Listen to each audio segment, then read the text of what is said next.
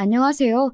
이 채널에 올라오는 다양한 사연 들으며 함께 욕도 하고 맞장구도 쳐가며 재미있게 듣고 있는 애독자 1인입니다. 사연들 듣다 보면 내가 의도한 일도 아닌데 살다 보면 속 뒤집힐 일들이 참 많아요. 저도 평생 누구한테 아쉬운 소리 한 번 안 하고 생긴 대로 살다가 시집가서 처음으로 겪는 황당한 일들에 어처구니가 없었던 적이 있어요. 이게 정말 제가 잘못해서 일어난 일인 건지 제 얘기 한번 들어보시겠어요? 저는 평범한 30대 직장인입니다. 저희 남편도 저랑 집안 환경이나 조건이나 딱히 둘 중 누가 더 처지거나 더 낫거나 할 만한 게 없이 고만고만하게 비슷한 직장인이에요. 그래서 이렇게 비슷한 사람이랑 살면 살면서 큰 사건 겪을 일 없이 평탄하게 살겠거니 생각했어요. 저희 집은 양친 다 생존해 계시고 남동생이 하나 있고 남편은 몇 년 전에 아버지가 돌아가셔서 어머니 혼자 되셨고 위로는 형이 한 분 계시고 아래로 여동생이 있어요.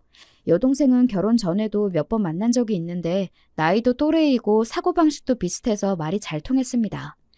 요즘 결혼해서 시누이랑 갈등 겪는 일도 많다던데 마음 맞는 시누이를 만나게 되어서 참 다행이라고 생각했습니다. 형님은 결혼 5년 차로 남편과 비슷하게 평범하게 직장에 다니신다고 들었습니다.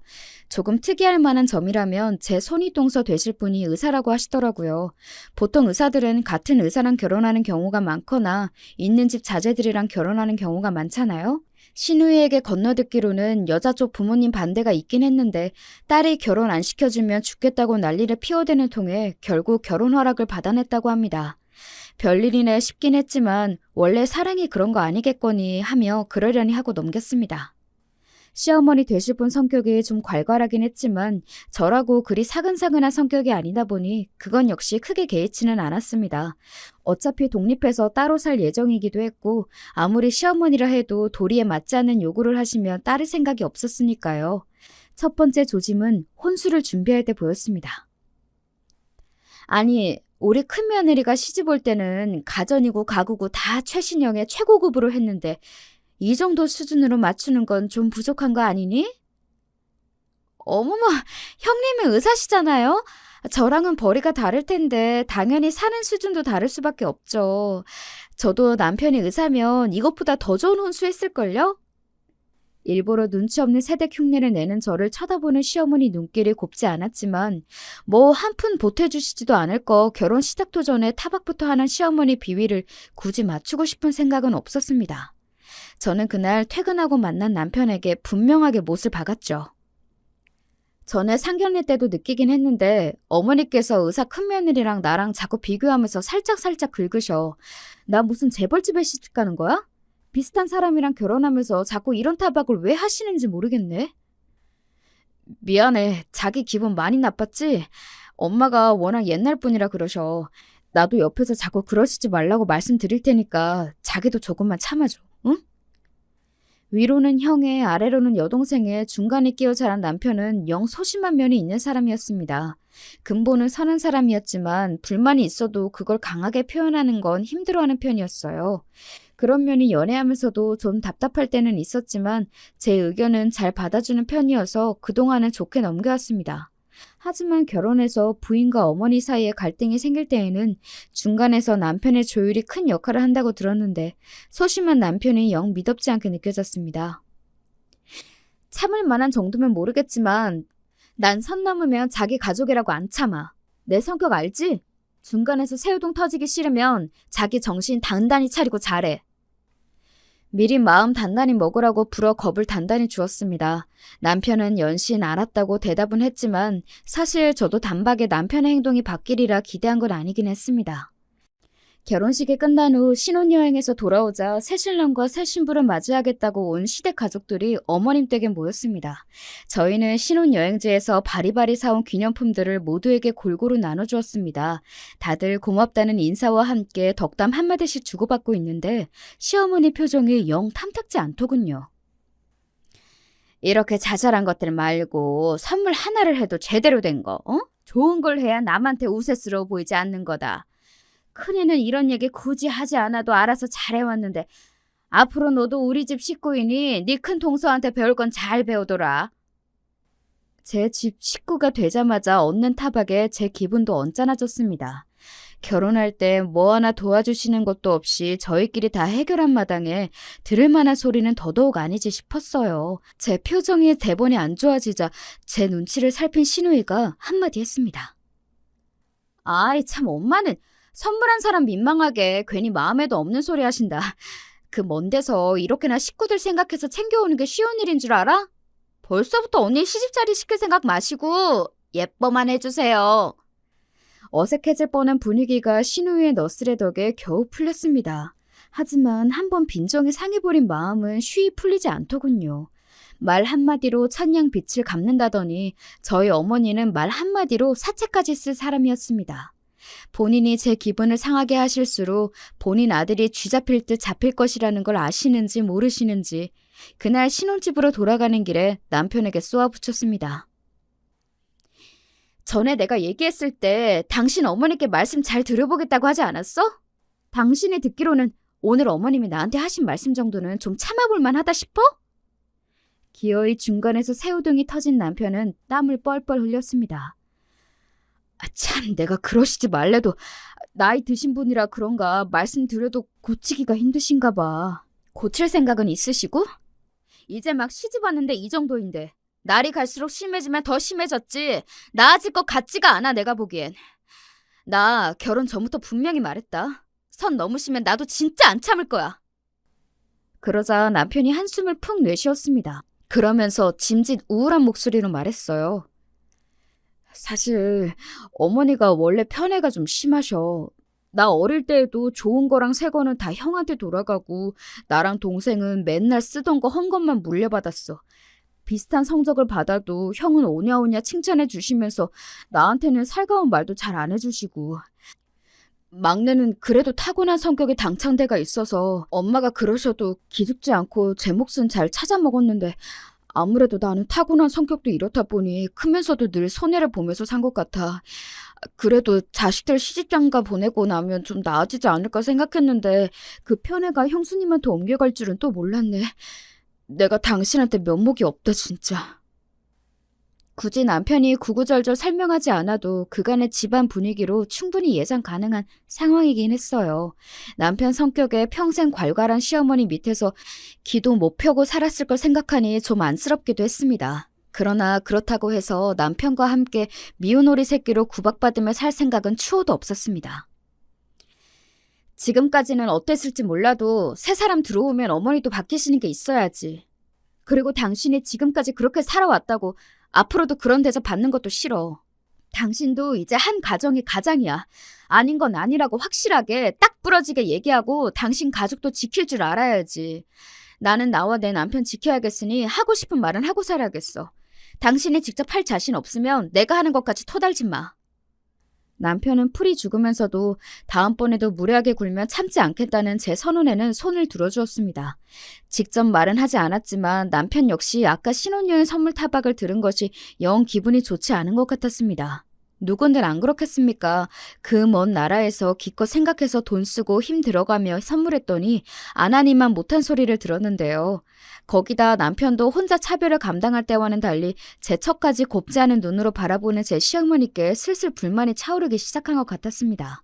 그래도 처음에 모호한 태도와는 달리 저와 뜻을 같이 하고 있다고 생각하니 앞으로 갈등이 생겨도 오늘처럼 짜증만 나지는 않겠지 생각했죠. 그러고는 결혼식 이후 직장에 복귀하고 저도 남편도 새로운 생활에 적응하느라 정신없이 바빠 첫 시댁 방문의 기억은 조금씩 잊혀가고 있었습니다.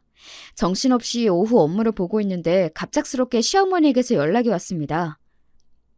네, 어머니, 이 시간에 어쩐 일이세요? 얘는 시어머니가 전화 좀 할 수도 있지. 대뜸 첫마디가 그게 뭐야? 나 픽업 좀 와야겠다. 네? 친구들 모임이 있는데 너 결혼하고 처음이니 인사도 할 겸 퇴근하면 곧장 집으로 와. 어머니, 지금 저희 부서 가장 바쁜 요일이에요. 오늘 야근 확정이에요. 일정이 있으면 미리 연락을 주시지. 퇴근 시간 1시간 전에 말씀해 주시면 어떡해요. 아니, 내가 얘기하기 전에 시집을 왔으면 시어머니 지인분들께 먼저 인사를 드리는 게 예의 아니니? 그리고 네가 야근을 하는지 집으로 가는지 내가 어떻게 알아? 가뜩이나 바빠 죽겠는데 짜증이 확 치밀어 올랐습니다.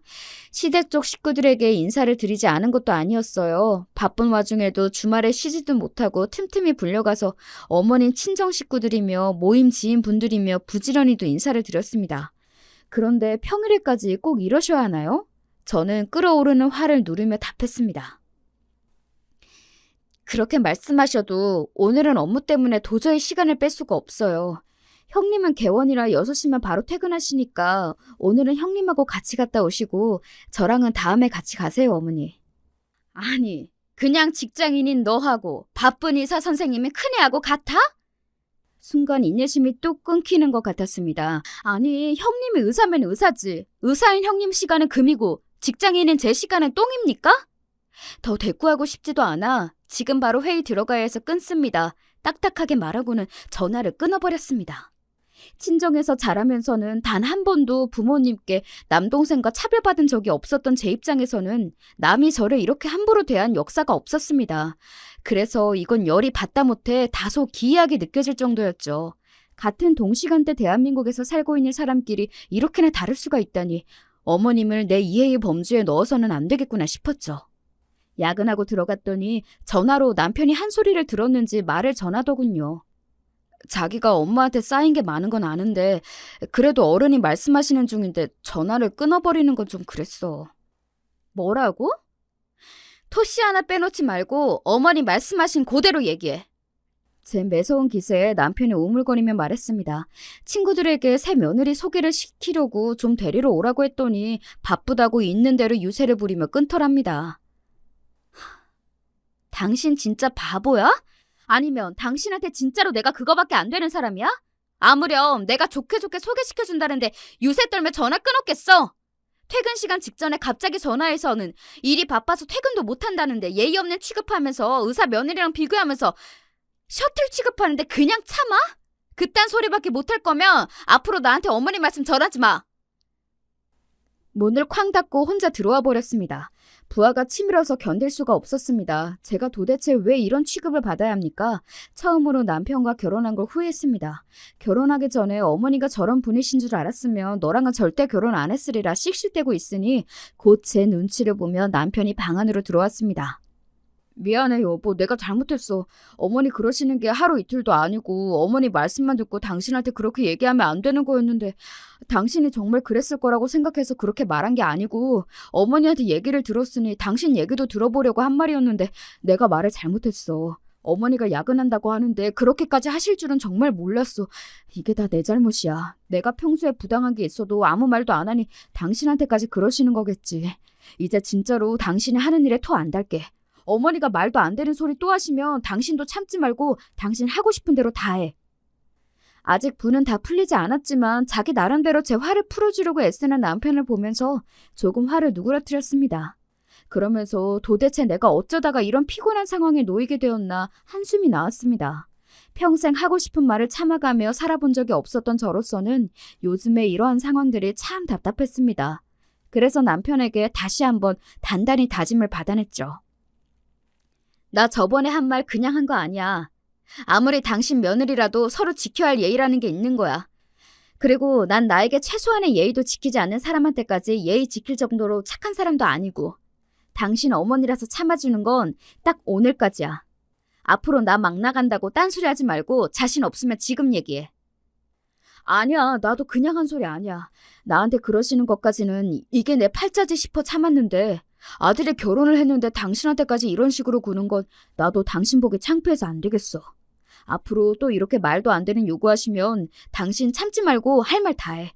어머니 연락 안 받아도 나도 뭐라고 안 할게.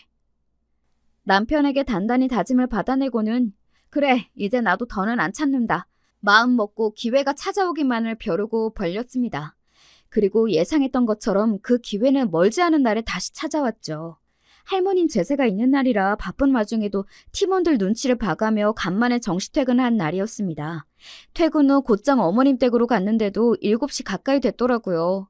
그런데 저 말고 아무도 온 사람이 없었습니다.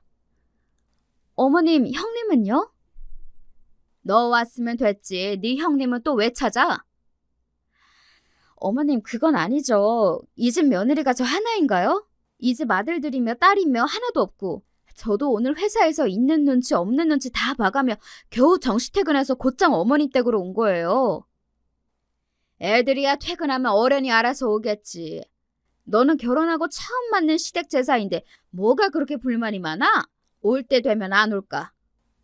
형님 병원은 어머님 댁에서 걸어서 10분 거리에 있었습니다. 6시면 진료가 끝나니 거기서 굴러서 왔다 하더라도 저보다 먼저 도착해야 정상인데 코빼기도 보이지 않는 형님도 덩달아 얄밉게 느껴졌습니다. 될 대로 되라 저는 소파에 푹 퍼질러 앉았습니다. 아니, 왔으면 얼른 시작할 일이지. 할 일이 얼마나 많은데 그러고 앉았어? 저 오늘 회사에서도 화장실 갈 시간도 없이 일하다가 곧장 일이 온 거예요. 일할 사람 다 오면 그때 움직일 테니 좀 두세요. 부러워 기분 나쁜 티를 숨기지도 않고 말하자 어머님이 어처구니가 없다는 표정으로 저를 쳐다보았지만 제 입장에서는 어머니만큼 어처구니 없는 경우가 없었기에 신경도 쓰지 않았습니다. 7시가 넘어가자 시누이와 남편, 아주버님이 차례로 들어오셨고 8시가 다 되어서야 형님이 들어서셨습니다. 아유, 다들 먼저 와 계셨네. 중간에 약속에 있어서 조금 늦었어요, 어머니. 아이고, 볼일 다 보고 오지. 급하게 오느라 고생했네. 예, 둘째 너 첫째 마시게 물 좀 가져오너라. 어머니가 떠다 드리세요. 온 집안 분위기가 순식간에 경직되는 게 느껴졌습니다. 제가 화가 나도 단단히 났다는 게 모두에게 전해졌을 테니까요. 그간 어머니께서 제가 하신 짓이 있으니 마냥 저만 미친 인간이 된 게 아니라는 점이 다행이었을까요? 얼굴에 시뻘개진 어머님이 말문이 막혀 서 있으니 중간에서 뭔가 단단히 탈이 났음을 직감한 시누이가 끼어들었지만 제가 바로 막아버렸습니다. 아, 큰올케 내가 물 갖다 드릴게. 아니요, 아가씨. 어머님이 가져다 주실 거예요. 어머님, 그러실 수 있죠? 그렇게 귀하디 귀한 의사 며느리인데 어머님께서 물 한 잔 못 갖다 드리겠어요? 이제 온 집안 식구가 제 눈치를 보기 시작했습니다. 눈치 없이 얄밉게 굴던 큰 동성까지 제 눈치를 슬슬 보았죠. 아이고, 언니가 화가 나도 단단히 났나 보네. 엄마, 도대체 또 언니한테 어떻게 했길래 언니가 이렇게까지 화가 났어? 아니, 화를 내도 내가 내야지. 왜 지가 화가 나? 며느리가 혼자 먼저 일 좀 할 수 있는 거지. 뭘 그런 걸로 저렇게 유난이야, 유난히. 자기 형님 의사라 바쁜 거 뻔히 알면서 꼭 저렇게 마음에 안 드는 티를 내야겠어? 어머니도 좀 그만하세요. 어머니가 자꾸 그러시면 중간에서 저랑 이 사람이 얼마나 난처한 줄 아세요? 새 사람 들어온 지 얼마나 됐다고 벌써 이렇게 마음 상하게 만드십니까? 그간 어머니가 너무하셨어요. 정말 제 편을 들어주시려는 건지 제게 불똥이 튈까 걱정이 돼서 선수치는 건지는 몰라도 아주버님께서도 제법 크게 역정을 내셨습니다. 형님도 한마디 거두셨어요. 그래요, 어머님. 동서가 그간 얼마나 서운한 게 많았으면 그랬겠어요. 오늘은 제가 말도 없이 늦어서 실수한 게 맞아요. 내가 미안해, 동서. 손윗사람인 내가 더 잘했어야 하는데 그만 눈치 없이 굴어버렸네. 다음에는 무슨 일이 있으면 꼭 먼저 연락하고 웬만하면 제 시간에 올게. 그만 마음 풀어. 남편은 제가 민망해 고개도 제대로 들지 못하고 있었습니다. 저는 더는 그 자리에 있고 싶지가 않았어요. 어머님과 남편을 제외한 모두가 만류했지만 저는 자리를 털고 일어섰습니다. 제가 이런 기분 상태로 지금 여기 있는 건 오늘 제사 지낼 할머님께도 예의가 아닌 것 같아요. 오늘은 이만 돌아가 보겠습니다. 그 길로 뒤도 돌아보지 않고 집으로 돌아와 버렸습니다. 남편은 따라 나오지 않더군요. 너도 결국 어머님 아들이구나 배신감이 느껴졌지만 그저 모든 게 다 귀찮았습니다. 그렇게 침대에 2-3시간쯤 누워있었을까 시누이에게서 전화가 왔습니다. 언니, 저 지금 언니 집 근처인데 우리 차 한잔 할까요? 시간이 늦어 시누이를 집으로 불렀습니다. 시누이에게 차 한 잔을 내어주고 제가 물었습니다. 아가씨, 제사는 잘 지냈어요? 제가 괜히 집안 분위기를 무겁게 만들었네요. 아니에요. 잘했어요, 언니. 우리 엄마지만 내가 한 번은 당할 줄 알았어. 중간에서 곤란한 입장이었을 텐데도 제 편을 들어주는 시누이가 고마웠습니다. 고마워요, 아가씨. 아가씨가 남편보다 낫네. 그 말에 잠시 멈칫하던 시누이가 말했습니다. 언니, 우리 제사 못 지냈어요. 언니 나가고 나서 오빠가 한바탕 뒤집었거든. 뜻밖의 말에 제가 눈을 동그랗게 뜨고 시누이를 바라보았습니다. 그간 우리라고 쌓인 게 왜 없었겠어. 같은 자식이라도 큰오빠가 엄마한테는 가장 아픈 손가락이라는 거 나나 오빠가 모르지 않았는데 그래도 자기 때문에 언니까지 그런 대접받는 걸 보니 오빠라고 어디 속이 편했겠어요? 그간 오빠도 참 많이 참았는데 언니 그러고 가는 것 보니 그동안 쌓인 것인지 죄다 터져서는 나 우리 오빠가 엄마한테 소리 지르는 거 처음 봤다 언니? 저도 남편이 소리를 지르는 거 단 한 번도 본 적이 없었기에 도무지 상상이 가지 않았습니다. 다소 답답하다 싶을 정도로 참는데 익숙한 사람이 나 때문에 터졌다고 생각하니 아까의 배신감은 어느새 사라지고 상처받았을 남편이 안쓰럽게 느껴졌습니다. 어느 정도였냐면 오빠가 이러실 거면 차라리 얼굴 보지 말자고까지 하더라니까요. 나 진짜 오늘 우리 오빠한테 너무 놀랐어. 오빠가 진짜 그랬어요? 그렇다니까. 신이 나서 설명하는 신우이를 보며 아무리 제 어머니가 내가 잘못을 했어도 나는 남이고 어머님은 엄마인데 저렇게 내 편을 들 수 있는 것도 아가씨 역시 쌓인 게 많아서겠지 하는 생각이 들었습니다. 나도 말을 안 해서 그렇지 크는 내내 큰오빠랑 차별대우 받으면서 참 상처 많이 받았다? 그렇다고 둘째 오빠나 내가 큰오빠보다 딱히 부족하거나 떨어지는 것도 없었는데 그렇게 상처를 받아놓고도 평생을 그렇게 자라와서 그런지 나도 그런 환경에 묻어져 있었나 봐요. 내가 그런 상처를 받았대도 남의 집 귀한 딸인 언니까지 그러도록 보고 있으면 안 되는 거였는데 내가 미안해요. 언니, 앞으로 내가 더 많이 신경 쓸게요. 진심 어린 사과를 전하는 신우에게 마음을 위로받는 기분이었어요. 사실 사과를 해야 할 사람은 따로 있었지만 내 기분을 이해하고 공감해주는 한 사람이 있다는 게 많이 위안이 됐습니다. 그렇게 신우이가 돌아가고 새벽이 다 되어서야 남편이 집으로 돌아왔어요. 지금까지 어디 있다가 이제 들어와?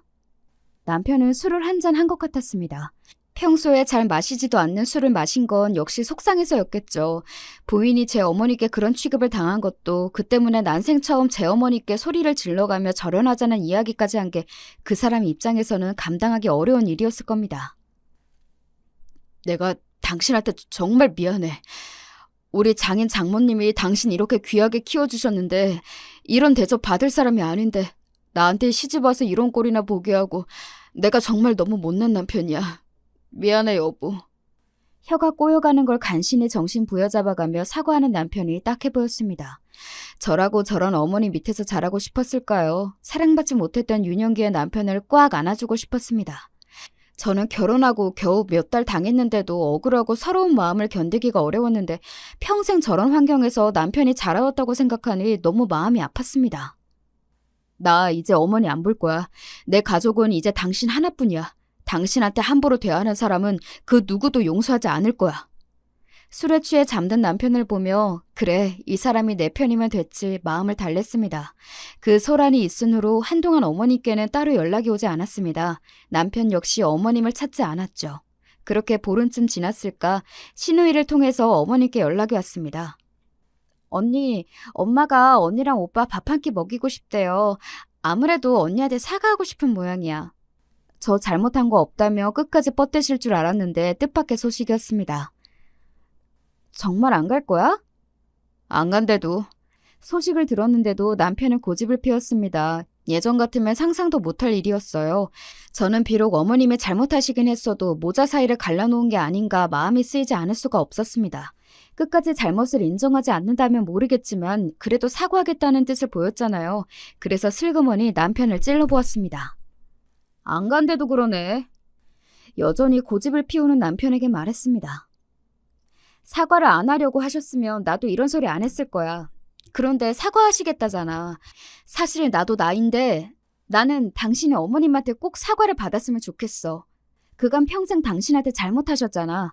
사과 받고 나서 어머님을 계속 보든 지금처럼 안 보든 그것까진 뭐라고 하지 않을게. 그래도 난 당신이 한 번은 사과를 받아야 당신 그간 받았던 서름이 좀 풀릴 것 같아. 내가 내 엄마를 모르겠어? 평생을 저렇게 사신 양반이야.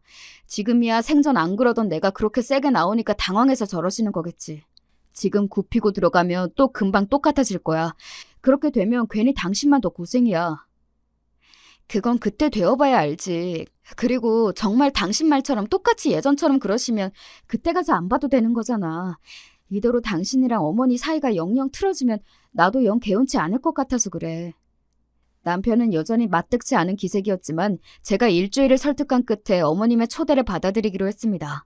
거의 한 달 만에 보는 작은 아들 내외와 어머님 사이는 어색하게 짝이 없었죠. 중간에서 신우이가 분위기를 풀어보려고 무진 애를 썼습니다. 엄마, 오빠도 아직 마음 안 풀렸는데 언니가 어머니 보러 오자고 설득해서 온 거래. 언니가 정말 큰 사람이야. 엄마는 이런 며느리 얻은 걸 감사해야 해. 시어머니의 표정이 떨떠름하긴 했지만 사과를 하려고 불렀다는 말이 거짓은 아니었는지 어머님이 어색하게 입을 여셨습니다. 내가 행동거지를 좀 조심했어야 하는데 그렇지를 못해 너희들 속을 많이 상하게 미안하다. 아는 거 없는 늙으니까 뭘 몰라서 그랬겠거니 하고 이번만 한번 넘어가다오. 사과치곤 두루뭉실하고 담백했지만 남편 입장에서는 평생 처음 받는 어머니의 사과일 테니 그 정도로 만족하고 넘어가기로 했습니다. 남편의 표정 역시 여전히 굳어 있었지만 그래도 평생 저 잘못한 거 없다며 떵떵거리며 살아온 제 어머니의 사과에 조금은 표정이 풀어진 것도 같았습니다. 그렇게 다소 어설프기는 하지만 어찌저찌 일이 풀리고 예전만큼은 아니지만 간간히 어머님과 서로 안부 전화 정도는 주고받았습니다. 예, 요새 네 남편은 어찌 지내니? 그 사람이야 잘 있죠. 그 사람하고는 연락 안 하세요? 아니, 내가 먼저 하긴 하는데 걔가 먼저 연락 오진 않아서. 화해를 하긴 했지만 확실히 남편의 태도는 이전과는 달랐습니다. 어머니 앞에서 쩔쩔매던 모습은 이제 온데간데 없었어요. 한 번 미련을 털어낸 적이 있어서인지 오히려 남편은 홀가분해 보였습니다. 이제 아쉬워진 건 어머님 쪽이 되었죠. 평생 찍어 눌러가며 제 입안에 혀처럼 굴던 아들이었는데 이제는 먼저 연락을 해도 대면대면 했으니까요. 처음에는 제 눈치를 보며 연락을 자주 안 하던 어머님도 답답하셨는지 아들이 궁금할 때면 제게 연락을 해오셨습니다. 아니 아무리 나한테 서운한 게 있다고 해도 그렇지 늘 하던 연락도 뚝 끊고 결혼하고 확실히 변했어. 슬슬 제 탓에 시동이 걸리는 듯하여 아무런 대꾸도 하지 않았습니다. 저 역시 걸려오는 전화를 피하지는 않았지만 그간의 일이 없던 일이 되는 것도 아닌데 아무 일도 없었던 것처럼 어머님을 대할 수는 없었습니다. 애초에 싹을 잘라야 한다는 생각도 들었고요.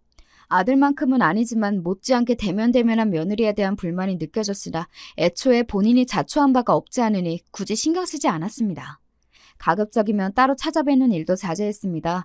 그간의 경험으로 봐서는 서로 최대한 안 보는 것이 분란을 만들지 않는 방법이라는 생각에 저도 남편도 동의했습니다. 제게 연락해 오실 때에는 자꾸 남편과 함께 밥이라도 먹으러 오라고 말씀하셨지만 저보다도 남편이 더 심드렁해했습니다. 뭐 저 맛있는 거 먹이고 싶어서 오라고 하셨겠습니까? 당신 아들 얼굴 한번 보고 싶어 그러셨겠죠. 조금은 안쓰러운 마음이 들기도 했으나 정작 이런 관심이 필요했던 어린 남편에게는 쌀쌀맞게 굴었던 예전 어머니의 모습을 떠올리면 역시 어머님보다는 제 남편이 더 안쓰러웠습니다. 하지만 거절도 한두 번이지 어머님은 자꾸 밥 먹으러 오라고 하시는데 남편은 거절을 반복하니 중간에 낀 제 입장이 슬슬 껄끄러워지기 시작했습니다. 제가 불만을 토로하자 남편은 당신도 더는 어머니 생태 받아주지 말고 자꾸 곤란한 요구하면 전화 받지 마. 라며 냉정하게 나왔습니다. 예전에 그 물렁하던 남편은 이미 떠나고 없었죠. 그래서 다시 비슷한 목적의 연락을 받게 되자 저는 남편의 뜻을 제대로 전달하기로 했습니다. 어머니, 제가 어머니 말씀을 그 사람에게 전하지 않은 게 아니에요. 그런데 그 사람 마음이 그렇게 닫혀 있는데 어머니께서 계속 그렇게 오라고 하셔도 억지로 끌고 갈 수도 없잖아요. 자꾸 이렇게 말씀하시면 중간에서 제 입장이 정말 난처해요. 네 남편이 그렇게까지 싫다고 하면 너라도 한 번쯤은 혼자라도 올 수 있는 거 아니니? 내가 이 나이에 먼저 사과까지 했는데 너희 둘 다 정말 너무한다. 수화기 너머로 울먹이는 어머님의 목소리가 들렸습니다. 이 상황이 정말 피곤하게 느껴졌지만 그래 한 번은 다녀오지 뭐 생각하며 주말에 혼자서라도 한 번 찾아뵙겠다 말씀드렸습니다. 뭐하러 부록 피곤한 일을 만들어. 남편의 반응은 부정적이기 짝이 없었지만 약속은 약속이니 어쩔 수 없었습니다. 그리고 계속해서 저런 식으로 연락이 오는데 한 번도 가보지 않은 것도 마음에 걸렸어요. 당신 없이 혼자 다녀오마 말하자 남편이 맞듣지 않다는 투로 말했습니다. 가서라도 예전처럼 트집 잡고 하대하시면 더 있지 말고 그냥 박차고 나와. 안 갔으면 좋겠구만 고집을 부려. 그러게 내가 사서 고생을 하는구나. 제 발등을 찍으며 약속한 주말에 어머님 댁으로 향했습니다. 어머님 혼자 계실 줄 알았던 댁에는 뜻밖에도 오랜만에 보는 큰형님이 함께 있었습니다. 어머, 동서 오랜만이네? 오늘 동서도 오는 거였구나. 형님 말을 들으니 형님도 제가 오는 줄은 몰랐던 건지 당황한 눈치였습니다. 어머님과 형님 저 셋만 있다고 생각하니 그 자리가 더 불편하게 느껴졌어요. 왔니? 시어머니는 여상한 투로 말하며 부엌에서 나오셨습니다. 어색한 분위기를 풀어보려고 큰 동서가 짐짓 들뜬 듯한 말투로 말했어요. 어머님이 백숙하시던데 우리 동서 몸보신 시켜주려고 그러셨나 보다. 아니요, 그 몸보심은 형님 시켜주려고 하신 걸 텐데요. 속으로 생각하며 그저 고개만 주걱거렸습니다. 이내 식탁에 백숙 한 상이 차려지고 어머님께서 저희를 부르셨습니다. 자, 우리 첫째. 올해도 병원 꾸려나간다고 고생이 많았다. 하나 들어라.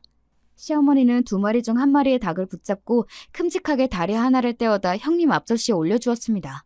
당황한 형님이 제 눈치를 보는데도 아랑곳 않고 말이죠. 아, 이거였나? 둘째 뭐하니? 너도 얼른 먹어라. 어머님 속이 빤히 보였습니다. 결국은 제 아들 없이 혼자 나타난 눈에 까신 둘째 며느리가 곱깝다 이거겠죠. 과연 남편 말대로였습니다. 어머님은 역시 어머님이시더군요. 먹으라는 말뿐이지 당연히 형님에게 했던 것처럼 다리를 뚝 떼어주시는 퍼포먼스는 역시 제게는 일어나지 않더군요. 평소에 닭다리를 별로 좋아하지도 않지만 어디 한번 내키는 대로 해보시라 싶어 제대로 판을 깔아드리기로 했습니다. 저는 보란듯이 남은 다리 하나를 똑 떼어내어 제 앞접시로 가져갔습니다. 너 지금 뭐하니? 시어머니가 날카롭게 소리쳤습니다. 예상에서 한치도 벗어나지 않는 반응에 그만 헛웃음이 터질 뻔했습니다. 중간에서 형님만 난처해서 눈이 이리저리 굴리고 있었죠. 먹으라면서요. 먹으라 하셔서 먹으려 하는 건데요. 누가 너더러 닭다리 먹으래? 이건 다 큰애 거야. 어딜 주제의 의사면이랑 같은 대접을 받으려고 들어? 시어머니가 제 앞접시에 놓인 닭다리를 획 채워가더니 형님 앞접시 위에 닭다리 위에 제가 가져간 닭다리를 탁 올려놓았습니다. 누가 보면 닭다리가 집안 대대로 내려오는 갑옷쯤 되는 줄 알았을 겁니다. 뭐 이런 인간이 다 있나 싶어서 시어머니 얼굴을 빤히 보고 있자 도리어 형님이 당황해서 어쩔 줄은 몰라 했습니다. 저는 앉은 자리에서 손을 높이 들어 올려 숟가락을 들고는 있는 힘껏 바닥으로 내팽개쳤습니다. 날카로운 챙그랑 소리가 정적을 깨고 더 크게 울렸습니다. 너 대체 이게 무슨... 이러니 아들한테도 외면당하지. 거침없는 제 말에 시어머니 낯빛이 딱딱하게 굳어버렸습니다. 제가 혹시나 했는데요. 어머니님은 참 역신하시네요. 저야 남의 자식이라 그렇다 쳐도 제 남편한테도 이런 식으로 구셨어요? 경악해서 대꾸도 못하는 시어머니에게 저는 참지 않고 속에 있던 말을 그대로 내뱉었습니다. 제가 여기 온다고 할 때 남편이 말렸는데요. 제가 여기 왜 온다고 한지 아세요? 어머님 불쌍해서 온 거예요. 저 평생을 제 자식 가슴에 생채기 낸 줄도 모르고 제멋대로 사시다 결국엔 아들한테 버림받은 어머님이 불쌍해서. 동서! 거르지 않고 뇌에서 내보내는 그대로 내뱉는 저를 보며 큰형님이 어쩔 줄은 몰라 했습니다. 그러든지 말든지 아랑곳 않고 저는 하던 말을 계속했습니다. 그래요. 형님 공부 많이 하셨고 의사시고 대단하신 분이시죠. 그렇게 어머님 주제에 맞지 않는 며느리 보셨으니 눈이 횟가닥 돌아버리신 것도 알겠는데요. 그걸 왜 제가 받아줘야 해요? 제가 뭐 그렇게 대단한 집에 시집왔다고? 시시각각 불그락 푸르락 변하는 어머님 얼굴이 참 우스워 보였습니다. 그간 제 남편이 오래 참은 거였죠. 어머님 같은 사람을 또 누가 견디겠어요? 너 때문이야! 시어머니가 분을 못 참겠는지 소리를 꽥 질렀습니다. 다 너 때문이야. 너랑 결혼하기 전까지는 나한테 말대꾸 한 번 안 했어. 내 아들 입에서 어떻게 나 안 보고 살겠다는 소리가 나와? 이게 다 결혼 잘못해서 네가 이 집에 잘못 들어와서 그런 거야? 부끄러운 줄도 모르고 미친 소리를 하는 시어머니가 가소로워 보였습니다. 저 때문이 아니라 제 덕분인 거죠. 제 남편이 저 아니었으면 평생 저 아껴줄 줄도 모르는 매정한 어머니 밑에서 평생 상처받으며 살았을걸. 이제라도 제정신 차렸으니 어머님은 저한테 고마워하셔야 해요. 물론 고마운 줄도 모르시겠지만 오늘이 저 여기 마지막으로 오는 날이에요. 남편은 어머니 보고 살 생각 없대요. 당신 가족은 이제 저 하나뿐이라네요. 어머님 어째요? 제 남편한테 이미 버림받으셨어요, 어머님은. 이 말을 끝으로 저는 미련 없이 그 자리에서 돌아섰습니다. 현관 밖으로 나오는 제 귀에 시어머니가 세상이 떠나가도록 오열하는 소리가 들렸어요. 그렇게 서럽게 우는데도 단 한 톨의 동정심도 들지 않았으니 저도 시어머니한테 더 이상 떨어질 정도 없었던 모양입니다. 저는 그 길로 곧장 제 친정집으로 향했습니다. 엄마, 나 백숙해줘. 갑자기 나타난 저는 그게 웬 뚱딴지 같은 소리야? 친정엄마는 황당해하면서도 좀처럼 이거 해달라 저거 해달라 하는 성격이 아닌 제게서 받은 간만의 주문에 어쩐지 조금 신나 보이셨습니다. 얘가 왜 평소에 안 하던 소리를 해? 하시면서도 예고 없이 찾아온 딸이 반가우셨는지 결혼 전처럼 함께 손을 잡고 장을 보는 내내 기분이 좋아 보이셨어요. 되도 않는 남의 엄마한테 에너지 쏟지 말고 내 엄마한테나 잘할 걸 속으로 생각하며 괜히 엄마한테 투정을 부렸습니다. 엄마, 나 백숙 4마리 해줘, 4마리. 그걸 누가 다 먹는다고? 눈을 휘둥그레 뜨시면서도 속으로는 백숙용 생닭 4마리를 카트에 집어넣는 엄마에게 철없는 어린애처럼 말했습니다. 닭다리 8개 내가 혼자서 다 먹을 거야. 얘가 왜 생전 안 부리던 식탐을 다 부린대? 그래, 너 다 먹어라, 너 다 먹어. 다 커서 시집까지 간 딸의 말도 안 되는 억지에도 마치 어린 딸내미를 보듯 사랑이 가득한 엄마의 눈을 보면서 순간 남편이 안쓰러운 마음에 가슴속에서 뭔가가 울컥 올라오는 기분이었습니다. 그때 남편에게서 전화가 걸려왔습니다. 저는 평소처럼 전화를 받고는 말했죠. 자기, 엄마 집으로 백숙 먹으러 와. 뭐? 분명 무슨 일인지 알고 제게 전화를 했을 겁니다. 제가 그러고 나왔는데 형님이 아무리 눈치가 없다 해도 남편에게 연락하지 않았을 리가 없잖아요. 무거운 마음으로 전화를 걸었을 남편은 아무렇지 않은 제 목소리에 오히려 당황한 눈치였습니다. 엄마 백숙이 먹고 싶어서 친정집에 왔어. 우리 엄마 백숙 잘해. 우리 오늘 저녁은 엄마 아빠랑 같이 먹자. 제 말에 남편은 그만 말문이 턱 막힌 듯 했습니다. 한참을 말이 없다 곧 가겠다며 전화를 끊더군요. 백숙을 삶는 내내 엄마가 쉴 새 없이 제잘제잘 딸에게 말을 거는 소리가 주방에 가득 찼습니다. 평소 남말에는 신경 쓰지 않는 제멋들인 성격 탓에 잘 넘어갔다고 생각했는데 그간 알게 모르게 제게 막대하는 시어머니에게 마음을 다쳤었던 모양이에요.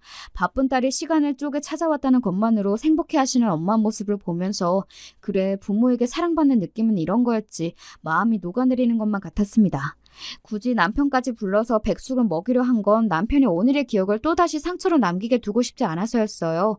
비록 제 친부모는 아닐지라도 서로를 사랑하는 가족 틈에서 따뜻한 저녁 식사 한 끼를 먹이고 싶었습니다.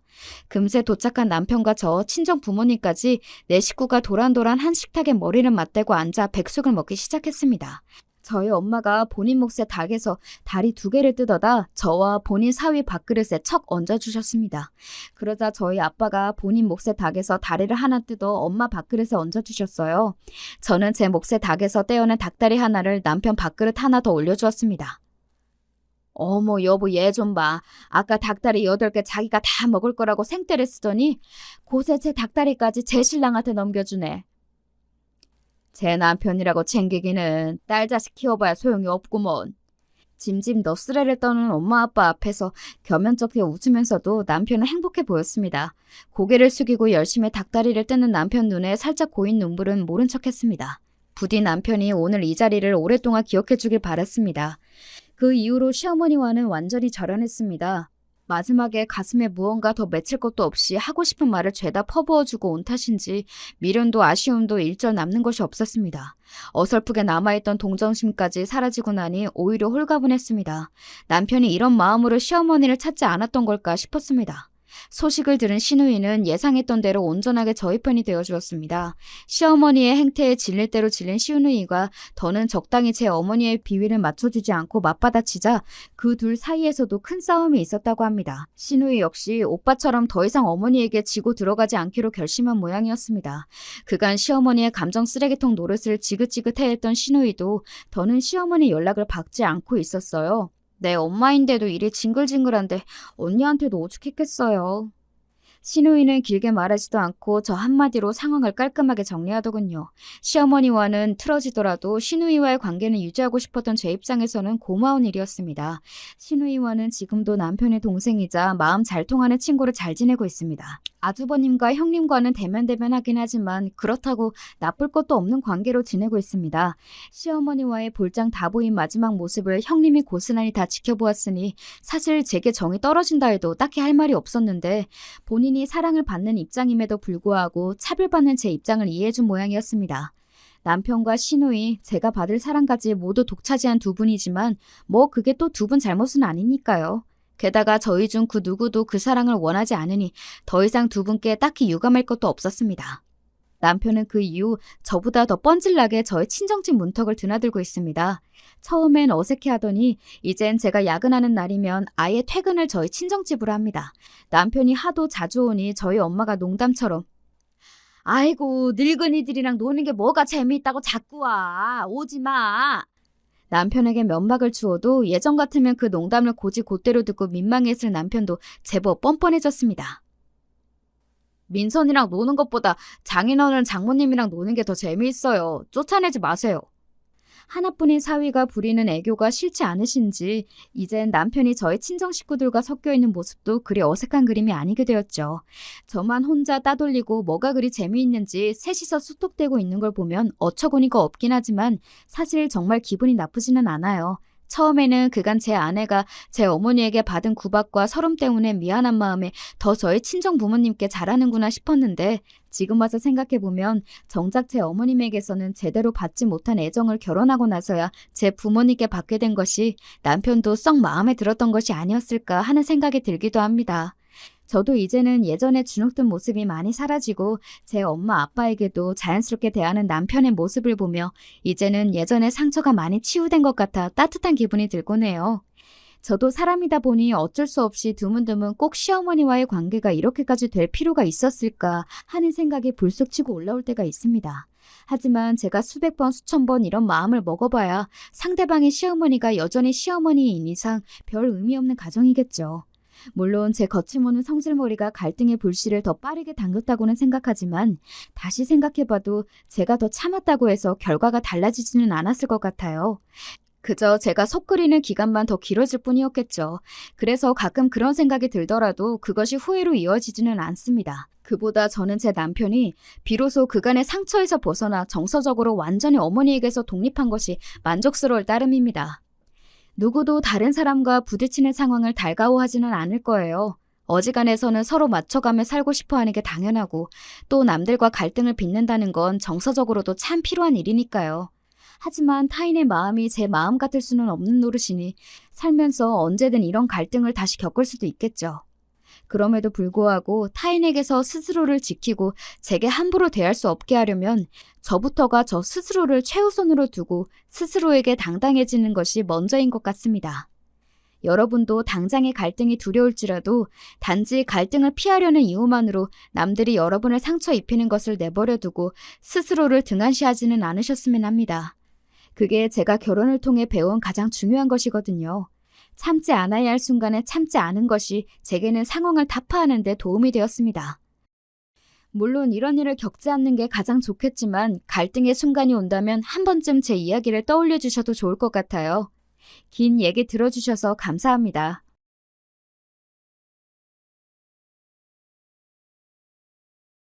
안녕하세요. 매번 너무 잘 듣고 있어서 신세를 지고 있는 사연에 빠지다 채널에 제 얘기를 용기 내어 한번 사연으로 신청하게 됐습니다. 저는 중년 나이의 남자고요. 아직 스스로를 청년이라고 지칭하고 싶지만 이젠 그럼 정말 양심 없다는 소리를 들을 것 같은 나이가 됐네요. 세월 참 빠릅니다. 요새는 정말로 세상이 참 좋아졌다는 생각이 새삼 듭니다. 운전을 하면서 항상 유튜브를 들으니까요. 차량과 제 휴대폰이 자동으로 연결이 되니 못할 게 한 개도 없습니다. 불과 20 몇 년 전까진 차에서 기껏 카세트 테이프나 들었는데 말이죠. 그렇지 않나요? 매해 여름마다 해수욕장 계곡 같은 곳들을 놀러 가던 차 안에는 카세트 테이프에 담긴 흥겨운 댄스 음악들이 흘러나오곤 했어요. 부모님께서 잘 들으시던 테이프는 여러 가수들의 히트곡들이 한 곳에 담긴 모음집이었습니다. 제가 종종 시내에 놀러 나갈 때면 그런 것들을 사오곤 했네요. 유별나게 기억나는 테이프 하나가 있습니다. 어느 날 리어카의 각종 가요 테이프들을 실어 판매하시던 아저씨한테 최신 히트곡 모음집을 구매했죠. 표지에 가장 크게 나와 있던 얼굴은 김건모였습니다. 당시에 제가 그걸 10,000원을 주고 샀습니다. 어머니께서 노발대발하셨어요. 5,000원 줄까 하다가 선심 써서 용돈 10,000원 줬더니 두고두고 잘 쓰진 못하고 이걸 어떻게 10,000원을 주고 사와? 그 아저씨도 미쳤지. 정말 미쳤어. 세상 물정 모르는 어린애를 등쳐먹네. 거기 어디야? 리어카 어디 있었어?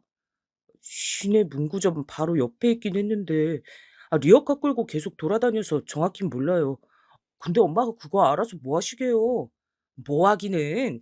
당연히 내일 당장 가서 따져야지. 아주 제대로 따지고선 돈도 도로 돌려받을 거야.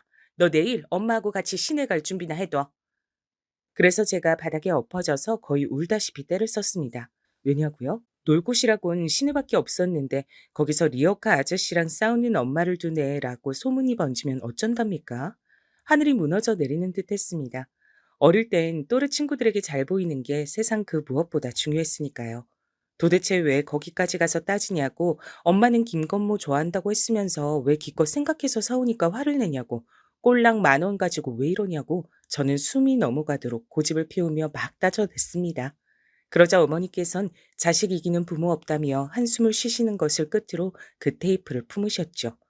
김건모의 노래가 담겨 있었던 최식 히트곡 모음집 테이프는 꽤 오래도록 저희 집 거실에서 그리고 아버지의 차 안에서 흘러나왔습니다. 어머니께선 아까워서라도 많이 들어야 한다고 하셨었죠. 그땐 제가 철이 없어서 몰랐는데 시간이 지나 보니까 알겠더라고요. 그 테이프에 10,000원이나 줬던 게 얼마나 황당한 일이었던지요. 그때와 비교할 수 없을 정도로 고물가 시대인 지금이라 할지라도 선뜻 그런 걸 10,000원이나 주고 사기에 망설여지니까 말입니다. 전 제가 눈탱이를 맞았던 줄도 모르고 그 테이프의 음악이 흘러나올 때마다 남몰래 뿌듯해 했었습니다. 테이프를 너무 잘 샀다고 착각하면서 말입니다. 저희 가족이 마지막으로 걱정 근심 없이 즐겁게 보냈던 여름 휴가철에도 그 테이프가 아버지 차에선 흘러나왔습니다. 해수욕장을 향하는 동안 뒷좌석에선 전 친구들에게 빌려온 만화책을 받고 여동생은 인형 2개를 양손에 쥔 채 나름의 인형놀이를 했었어요. 하도 가지고 놀아서 손때가 묻자 어머니께서 자꾸만 세탁을 해주신 덕분에 겉면이 흐물흐물해진 인형들이었습니다. 모든 게 지나고 난 뒤에야 그런 것에서 가난했다는 사실을 깨닫고 절약 정신이 투철하셨던 부모님의 모습도 깨닫게 되네요. 그땐 고속도로가 왜 그렇게 어디든 막혔는지 모르겠어요. 가는 데만 하루 종일이었죠. 그래도 즐거웠습니다. 도중에 휴게소라도 들르면 날아갈 듯 했죠. 여동생과 투닥투닥거리며 서로 먹고 싶은 것을 내세웠습니다. 여러 개를 살 순 없었으니까요. 주로 동생과 합의를 보던 지점은 알감사였습니다. 감자 그까짓 거 집에서 그냥 해다가 설탕이나 솔솔 뿌려 먹으면 되는 걸 뭐하러 비싼 돈을 주고 사 먹어.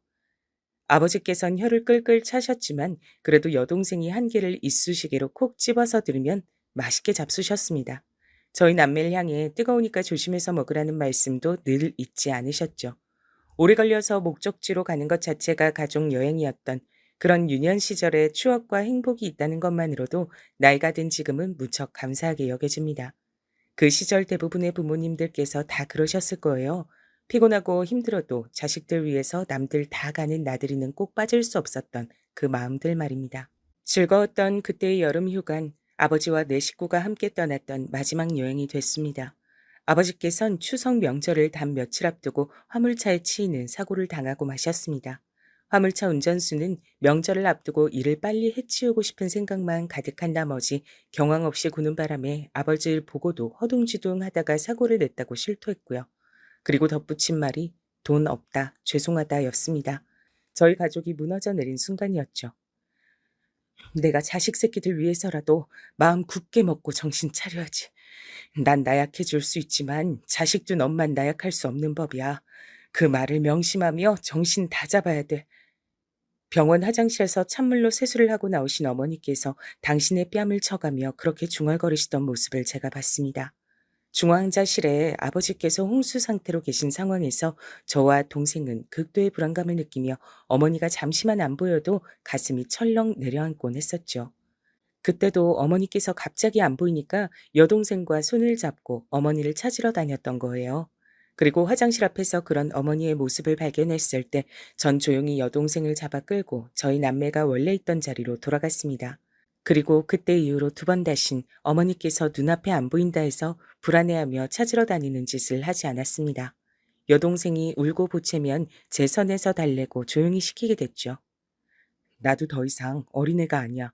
할머니가 전에 그러셨잖아. 내가 아들이고 장남이니까 집안에 대들보라고 내가 잘 커야 된다고. 그러니까 부모님께 의젓한 자식이 되자. 내가 약하게 구니까 동생도 나를 따라하는 거잖아. 내가 솔솜수범을 보여야 돼. 어머니께서 자신의 뺨을 세게 쳐가며 정신을 다 잡으시던 모습은 저에게 충격이었고 제 사고방식을 완전히 바꿔놓았던 겁니다. 아버지께서 제발 무사히 회복하시길 매일같이 기도했죠. 여동생이 아버지를 위해 접기 시작한 종이학은 금세 개수를 엄청 늘려가기 시작했습니다. 어디서 자꾸 그렇게 접을 종기가 생기는 건가 했는데 여동생이 했던 말이 자기 학교 친구들이 색종이를 줘서 그걸로 접는 거라고 했었죠. 소원을 담은 종이학이라니. 그때가 순수한 낭만이 있던 시절이었다는 걸 저는 종이학이 상징한다고 생각합니다. 의료진과 대화를 나누는 어머니의 모습을 멀찍이서 몰래 살펴보곤 했었는데 그럴 때마다 엄마의 표정이 좋질 않았어요. 그래서 아버지께서 회복하시는 게 불가능일 거라는 것을 저는 알게 됐죠. 학을 접는 여동생에겐 말하지 않았지만요. 시간이 지나며 저는 남몰래 마음의 준비를 하고 있었고 쌓여가는 병원비에 일가 친척들이 모두 갑갑한 가슴을 두드리며 안타까워했습니다. 애석하게도 당시 집집마다 여유가 있진 못했거든요. 저만 남몰래 마음의 준비를 하고 있다고 생각하던 어느 날 의료진이 공식적으로 마음의 준비를 해놓으시라 그랬습니다. 심장이 쿵 떨어졌고 제 옆엔 동생이 종이학을 가득 담은 상자를 떨어뜨렸습니다. 저희 남매가 엿듣고 있었단 사실을 어머니께선 그제야 아시고 깜짝 놀라 뒤를 돌아보셨어요. 왜 따라와서 듣고 있었냐는 책망을 하시진 못했습니다. 동생이 엉엉 울기 시작했기 때문에 그걸 달래느라 바빠지셨거든요. 전 아버지와의 이별을 준비하며 그간 추억을 곱씹었고 동시에 하늘을 원망했습니다. 단란하게 잘 살던 저희 가족에게 왜 이딴 시련을 주냐고, 왜 하필 우리 집이냐고 원망을 퍼부었죠. 그땐 정말 한 집안의 가장에게 병고가 닥치면 비극이다라는 말이 저절로 나오던 시절이었는데 든든한 아버지께서 한순간에 이렇게 되신 것이 너무나도 원망스러웠습니다. 2달하고도 약 일주일 정도를 병원에 실려오신 이후로 혼수 상태에서 누워만 계셨던 아버지와의 이별을 하게 되던 날이었어요. 아주 늦은 밤중이었는데 의료진이 착잡한 얼굴로 복도 자리에서 꽉 붙어 앉은 채 온길 나누며 침묵하고 있던 저희 세 사람을 불렀습니다. 그래서 아버지 곁으로 갔죠. 이젠 마지막 인사를 드려야 할 때였고 그 인사를 아버지께서 들으실 수 없음이 슬펐습니다. 사고를 당하셨던 날 아버지께선 유독 일찍 출근을 하셨었고 저희 남매는 그날따라 늦잠 꾸러기들이었기 때문에 인사조차 하질 못했거든요. 미치게 아쉬웠죠. 눈물을 훔치던 그때 정말 놀라운 일이 벌어졌어요. 숙연한 틈을 타 여동생이 종이학 상자를 아버지의 얼굴 옆에 내려놓은 건데요. 그러고 나서 몇 초 지나지 않았을 때 아버지의 눈꺼풀이 파르르 떨리더니 잠시 후에는 눈동자가 보였습니다. 저희 다 깜짝 놀라서 난리가 났었죠. 다가온 의료진은 엄청 놀라면서도 의식은 없으신 것 같다고 했지만 전 왠지 모르게 아버지와 마지막 인사를 나눌 수 있을 거란 확신이 들었습니다.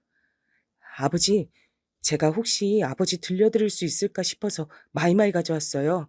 아버지가 올해 제일 많이 들으셨던 테이프 있죠? 제가 사왔던 거요. 아버지께 말씀 안 드렸던 것 같은데 저 사실 그거 10,000원 주고 사왔던 거예요. 그래도 아버지 차에서 맨날 들을 수 있어서 좋았어요. 신나는 곡이 나오면 운전도 더 흥겹게 된다고 하셨잖아요. 아버지, 혹시 신나는 노래 들으며 떠나시면 가시는 길도 흥겨우실까요? 더 이상 아버지가 안 아프셨으면 좋겠어요. 고통을 다 벗고 훨훨 날아가셨으면 좋겠어요. 저는 그렇게 눈물로 말씀을 드리며 주머니에서 챙겨온 카세트 테이프 플레이어를 꺼냈습니다. 마이마이로 불렸던 물건이었죠. 이어폰을 아버지의 귀에 꽂아드리던 그 찰나에 제 눈앞으로 풍경이 스쳐갔어요. 고속도로는 앞뒤로 꽉 막혀 있고 더운 날에 피어오르는 아지랑이. 그럼에도 모두가 짜증보단 설렘으로 길을 떠났던 휴가철. 그때 우리 가족이 차 안에서 즐겨드렸던 가요들. 2번 다신 아버지와 함께 그런 여름 휴가를 보낼 수 없다는 사실에 가슴이 먹먹해졌습니다. 어떤 부분을 들어도 흥겨운 댄스 음악이 나왔던 그 테이프였죠. 재생 버튼을 누르고 얼마 뒤 아버지의 눈엔 눈물이 고였습니다. 듣고 계신 것이었죠. 귀에 꽂은 이어폰으로 흘러 넘어오는 댄스 음악이 흥겨우신지 아버지께선 아픔으로 붉고 거무죽죽해진 얼굴 위로 슬쩍 미소를 지으셨습니다. 그대로 세상을 떠나셨어요. 조용히 미소를 지으신 채 천천히 눈을 감으신 게 마지막이었습니다. 청각은 사람이 죽는 마지막 순간까지도 남아있는 기관이라고 하던데 그래서 편하게 웃으며 떠나신 것 같다는 어떤 간호사분의 너그러운 목소리에 그제서야 저희 세 식구는 커다란 울음을 터뜨렸죠. 모두가 울음바다인 밤이었어요. 아버지를 떠나보내고 한쪽 구석이 텅 비어버린 것 같은 가슴을 아는 채 다시 일상을 살게 됐습니다. 저희 가족의 가장 큰 별이 져버렸는데 세상이 놀라울 정도로 평온하고 아무렇지도 않게 굴러가고 있다는 걸 그때 체감하고서 기분이 얼마나 이상했던지 모릅니다. 제 우주가 무너진다 해도 이 세상의 진짜 우주에겐 아무런 타격이 없는 거더라고요. 세상은 정말 무섭고 차갑구나. 이런 세상을 아버지는 어떻게 살아오신 걸까? 친가는 특히나 돈도 없는데 그런 환경에서도 잘 이겨내고 결혼하시고 나랑 동생 낳으시고 비록 작지만 안락한 보금자리도 마련하시고 아버진 대단한 분이었어. 내가 아버지처럼 해낼 수 있을까? 더욱 의연해져야겠다고 생각했어요. 전 아직 어린 학생이었지만 본능적으로 제가 이 다음에 커서 든든한 가장 역할을 해야 한다고 마음을 먹고 있었습니다. 철없이 굴던 모습은 모두 저버린 채 앞만 보고 나아가기로 결심한 뒤 이를 악물었죠.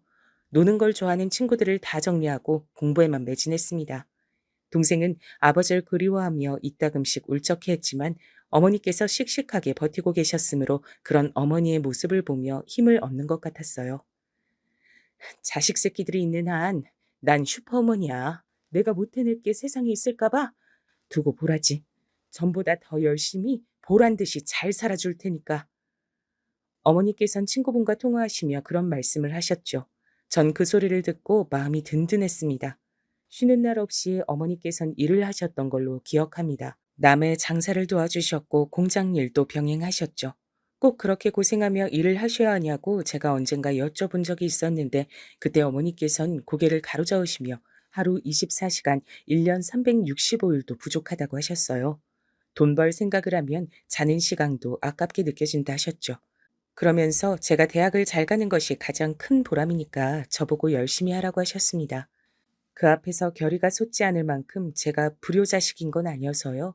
그 이후로 더 코피 쏟으며 죽어라 공부했죠. 이른 아침에 등교해서 자정에 가까운 늦은 밤중에 귀가를 했으니 입시 생활 동안 저는 집에서 잠만 딱 자고 거의 안 붙어 있었던 셈인데요. 주말엔 학원과 독서실을 다녔던 시기.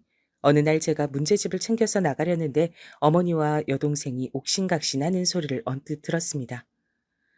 제발 그 종이약들은 상자 이제 좀 갖다 치워. 왜 자꾸 갖다 버리라고 하는데요? 내 거야. 내가 알아서 할 거야. 그러니까 상관하지 마세요. 그게 집에 아직 있단 생각만 해도 아주 기분이 우중충해지니까 그렇지. 사람 기분 잡치게 하지 말고 좋은 말로 할 때 버려. 돌아가신 아버지 위한 종이약이었는데 추억이 깃든 건데 어떻게 갖다 버리란 말 그렇게 하세요? 감정도 없으신가 봐. 의외의 내용이 들려와서 당황스러웠지만 나가야 하는 게 급했기에 우선 걸음을 서둘렀죠. 학원에서도 독서실에서도 어머니의 낯선 그 목소리가 자꾸 귓가를 울려댔습니다. 그러실 분이 아닌데 이상하다 싶었죠.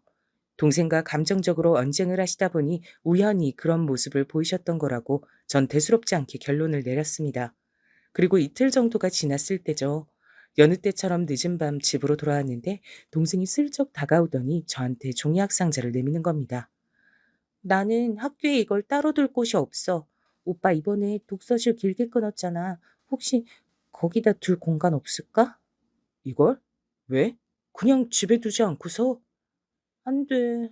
자꾸만 엄마가 이거 갖다 버리라고 하신단 말이야. 이걸 보면 기분 우울하고 짜증이 나신다 그래. 뭐? 이건 아버지를 추억할 수 있는 건데 어머니가 홧김에 그러시는 게 아니라 진심으로 그러시는 거라고? 너무 의외다. 어머니가 왜 그러시지? 이상하다. 그러실 분이 아닌데. 응, 오빤 정말로 몰랐구나. 엄마 그렇게 되신 지 꽤 됐는데. 다만 종이학까지 내다 버리라고 오만 짜증을 다 내실 줄 나도 몰랐지. 갈수록 신경질이 느시는 것 같아. 일이 너무 피곤하셔서 그런가 봐. 동생의 말을 듣고 속으로 많이 놀랐지만 공부가 급선무인 때였기에 일단은 생각을 떨쳐버렸죠. 제가 너무 민감하게 반응하면 동생도 생각만 많아질 것 같았고요. 애써 태어난 척을 했네요.